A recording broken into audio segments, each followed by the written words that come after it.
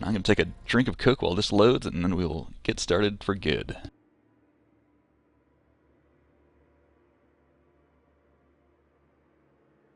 I'm convinced there's no drink better than Coke Zero.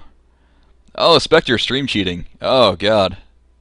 And it's not even his match. That's how good he is. Alright.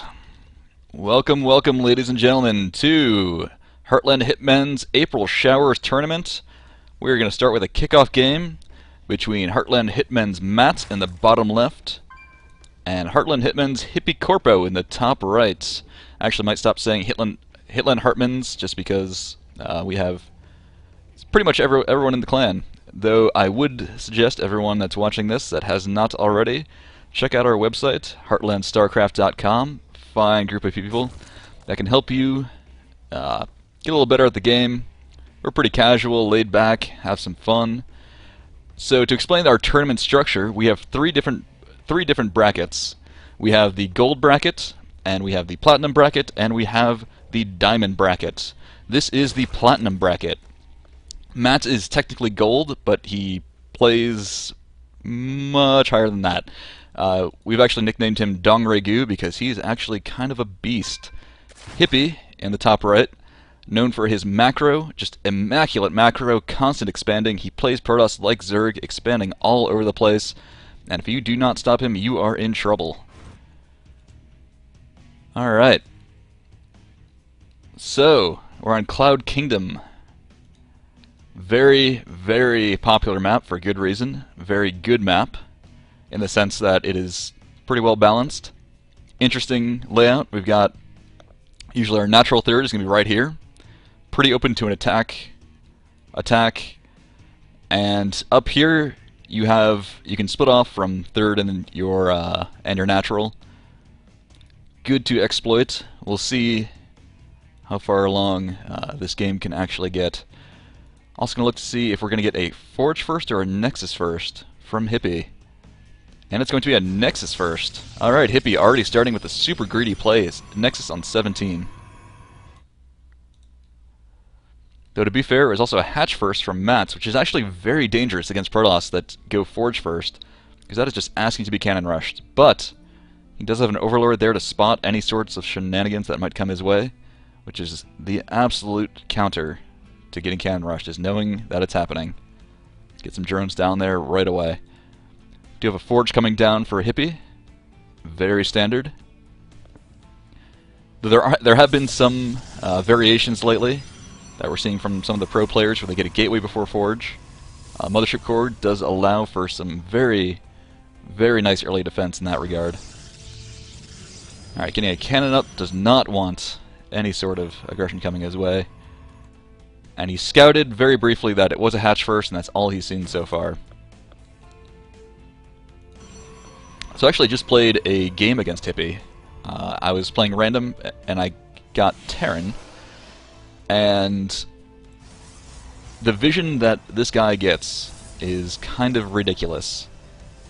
So definitely looking to see a lot of great scouting out of Hippie. Already checking for that 30. He's patrolling, actually. This I really like.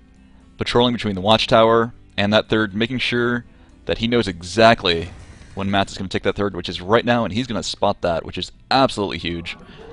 You definitely want to know the third timing for a Zerg. That will tell you so much about how he's going to be playing. Beautiful. Alright, he sees that third. Still no gas for Matz, going for hyper economy, which is very, very reasonable against a fast expand such as this. Pretty standard. This wall off I'm a little bit afraid of, just because there's this big gaping... Oh, and he just... Alright, now I'm no longer afraid of it. I have no fear for this wall off. The Zealot Doorkeeper is now out. 2 gases coming up. And we're going to see soon what kind of tech path Hippie is looking to go to. Does have his cyber done, but he doesn't have much else. Mothership Core already on the way. No pylons in the main, actually, which is kind of a little bit strange, just because you're not going to be able to build anything there, which makes scouting it with a Zergling up at the front a little bit more likely. Also gives an easier view to an Overlord that could be right there. Which is a little surprised not to see that, though I suppose now with the Mothership Core that's easier to spot than it used to be in Wings of Liberty.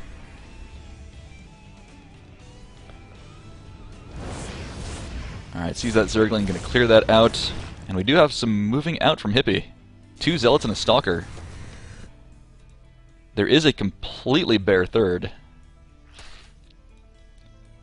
And this probe's still on patrol, which I really, really like. I love it when players just get that knowledge of what's going on in the game. That is just so absolutely key. Alright, Matz with his 4 gases down. Roach Warren about to finish.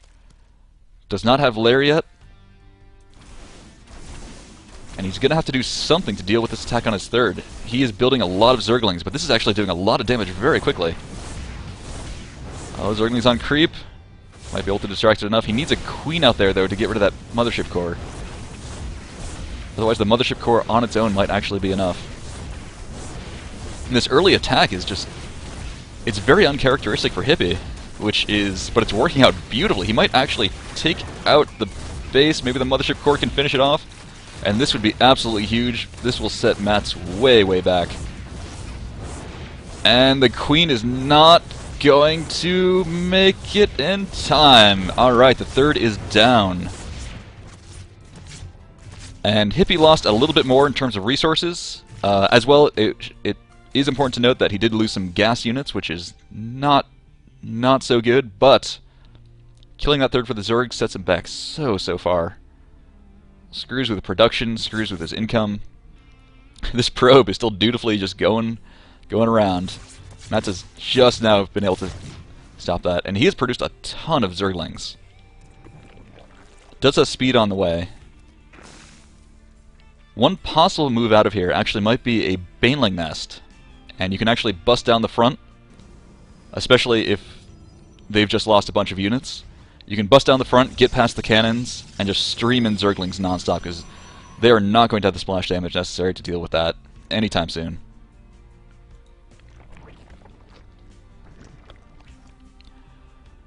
Alright, but he is choosing to rebuild his third. We'll see what he does with all these Zerglings. Lair coming up now, and we do have a Robo out. Oh, and he doesn't get the force field down in time. This could be absolutely devastating. Zergling's just streaming on in. He needs a Nexus Cannon, needs that Photon Overcharge right now. So many units are going to go down. So many probes should die from this. This is just absolutely devastating. Just a second too slow on that force field with that sentry that was down there. And this... oh, wow, okay, this might actually be game. He just cannot deal with these Zerglings. Oh, Mothership Core, you should be up there. Needs that Photon Overcharge. Might have just blanked out. A little bit too little too late. Roach is on the way now to reinforce this push. A third is up for Hippie, so he can rebuild probes if Matz lets up on the pressure, but that's not likely going to happen with the production of Matz. Now very firmly into Roaches. The chaos is done, but so is the damage. 38 probes have gone down. 24 remain. And again, with 3 Nexuses and a lot of Chronos, he might be okay, but... little counterattack with those Zealots. Not going to take out the spawning pool there. Death is going to be for naught. And all these Roaches should be able to take out this Nexus with no problem.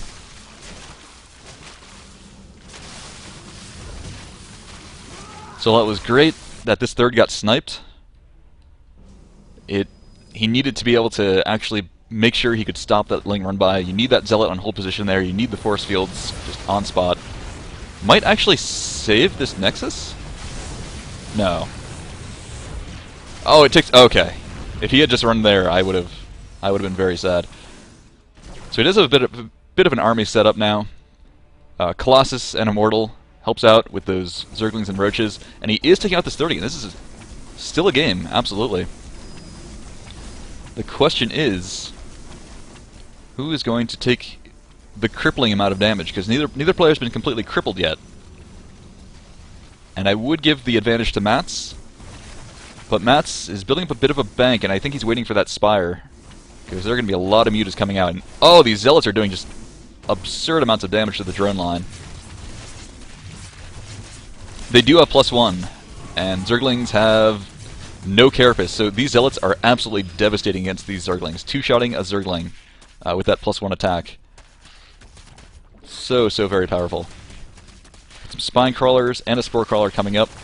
Needs to defend this attack. Oh! Spawning Pool saved with 24 hit points. That is heartbreaking. So with all those drones killed... Oh, okay, Matt still has a drone lead, but he does not have a third, so continually sniping this third. Which is very nice. Okay, I can't actually type back to him just yet. Spire is up.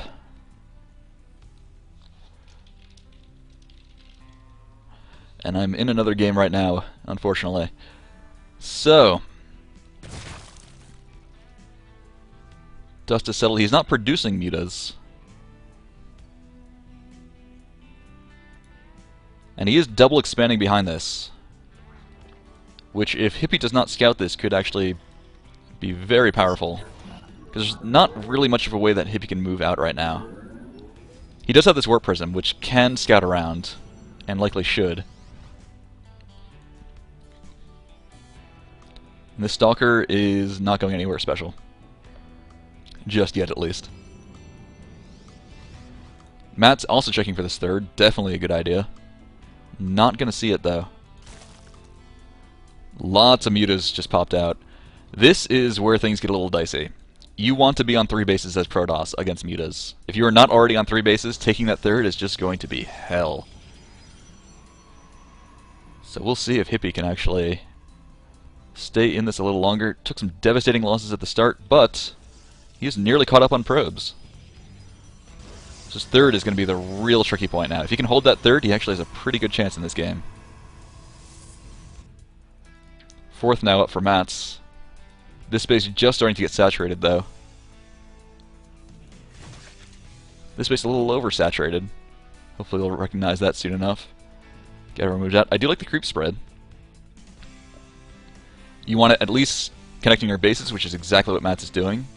And spreading out gives you a lot more vision. You can see if they have this watchtower, and you can see attacks that are coming in, as well as counterattacks. But these mutas are flying in, and I don't know if there's much to actually stop them. A Dark Shrine is coming up, so he will be able to get Archons soon, which is really... You want Archons and Blinkstalkers against mutas, if not Phoenixes.